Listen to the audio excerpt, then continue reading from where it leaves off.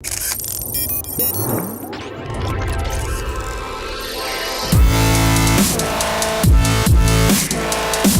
to Between the Bytes, where we're not as smart as your average nerd. My name is Rosh.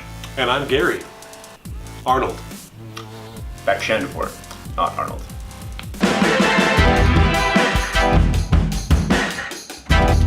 This week's first headline is a burger chain in California called Cali Burger has implemented artificial intelligence technology and facial recognition to help you order your burger. As you approach a kiosk to use your loyalty reward program, the kiosk will recognize your face, automatically pull up your account, and you won't even have to put in any sort of password or anything. You can order your burgers right away. It's the future. Thank goodness, because ordering burgers was already so difficult. Next in tech news, CES starts this week in Las Vegas. That's right, the very well-known consumer electronics show, where tech companies worldwide come and gather for this convention to broadcast and promote their newest AR and VR techs. That's what we're expecting to see a lot of this year. Super impressive stuff, and there's bound to be a lot more. Meltdown and Spectre. Sounds like a 007 movie. It does. Last week, there was a flaw found in Intel microprocessors that are used in virtually every type of computing device for the past 20 years. It sounds very dramatic, and it is bad. The vulnerability uses a breach at the very basic levels of data that it can pull information that has been stored there but not necessarily used. It's complicated. Ask an IT guy, he'll explain it in great detail for you. We're not as smart as your average nerd. We're not. But the point is that although it is bad, it's not as bad as maybe you've heard on the news. The way that you would have to get into the information is really specific and really hard to do.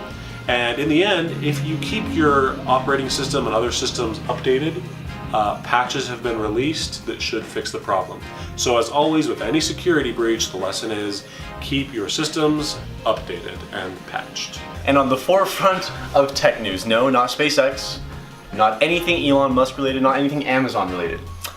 Pizza. Pizza Hut is planning on having their own self-driving automated vehicles for delivery by the year 2020. They're similar to things that we've seen in movies. It's a driverless vehicle, and they are partnering with Toyota, hoping to have these things active within the next 2 years. You won't have to tip a driver. Nope, that's okay. Guys, don't underestimate pizza. Pizza was like the first online ordering thing you could order online. It was the first thing you could buy with Bitcoin, first live streaming of food. There's pineapples on it. Guys, pizza tech pioneers in the pizza industry. Absolutely. This week in tech history.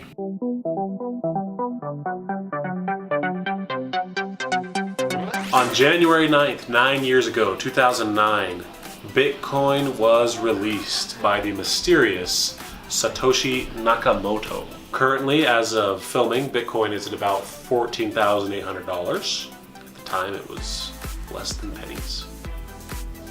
Quite the investment. And 17 years ago, in 2001, Apple introduced iTunes to Mac products, and in 2007, they released the first iPhone, which we have come to love and adore. The world has never been the same. And use, and the world has never been the same.